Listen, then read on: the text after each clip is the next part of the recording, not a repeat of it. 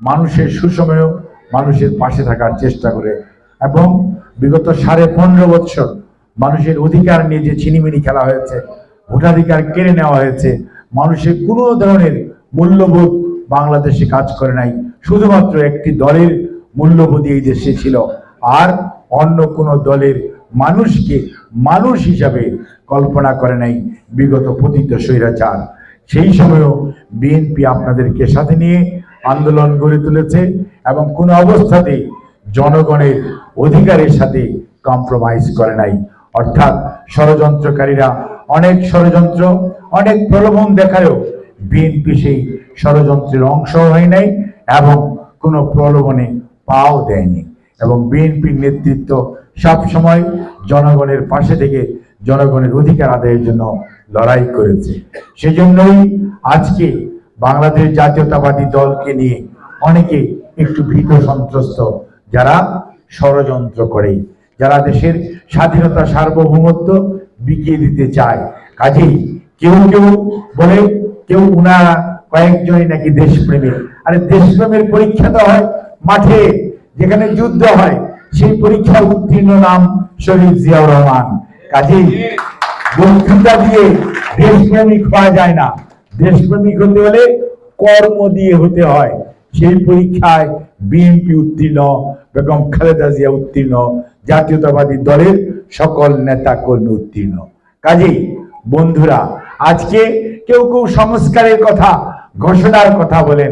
আমাদের চিন্তা করতে হবে, 47-এ যদি এই পাকিস্তান না হতো তৎকালীন, তাহলে 71-এর মুক্তিযুদ্ধের আগে 52-র ভাষা আন্দোলন হতো না, আর 52-র ভাষা আন্দোলন না হলে 62-র ছাত্র আন্দোলন হতো না, আর 62-র ছাত্র আন্দোলন না হলে 69-এর গণ অভ্যুত্থান হতো না, 69-এর গণ অভ্যুত্থান না হলে 71-এর মুক্তিযুদ্ধ হতো না। কাজেই একটি ঘটনার সাথে আরেকটি ঘটনা সম্পৃক্ত। কাজেই সেই একটিকে অস্বীকার করবেন, এটি তো হয় না।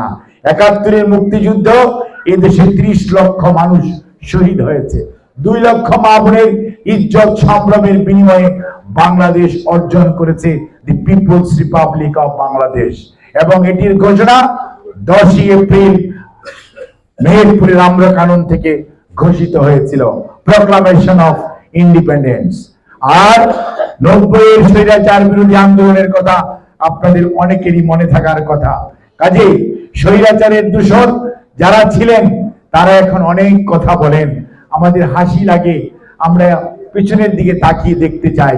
কিন্তু মনে রাখতে হবে, দেশের মানুষকে বিভাজিত করে তো আর উন্নয়ন হয় না।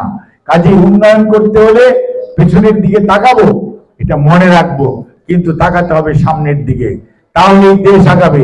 আমরা জুলাই আগস্টের বিপ্লবে ছাত্র জনতার গণ অভ্যুত্থানের সাথে সাথে এদেশের সাধারণ শ্রমিক শ্রেণী পেশার মানুষ, রাজনৈতিক নেতৃবৃন্দ, সকল শ্রেণী পেশার মানুষ, সাধারণ মানুষ আন্দোলনে অংশগ্রহণ করেছে। স্বৈরাচার 36শে জুলাই 5ই আগস্ট পালিয়ে গেছে।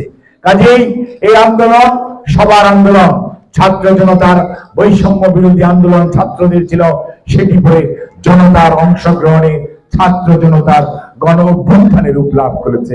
আমরা সবাইকে সশ্রদ্ধ সালাম জানাই, সবার যার যার পাওনা আছে, অংশগ্রহণ আছে, তাদেরকে আমরা সম্মান করি।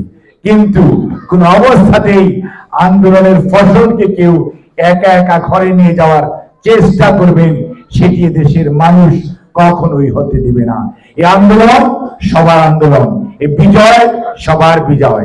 কাজেই স্বৈরাচার পালিয়েছে 5ই আগস্ট 34-এ, মনে রাখতে হবে জনগণের অধিকার আদায় করার যে আন্দোলন চলছে।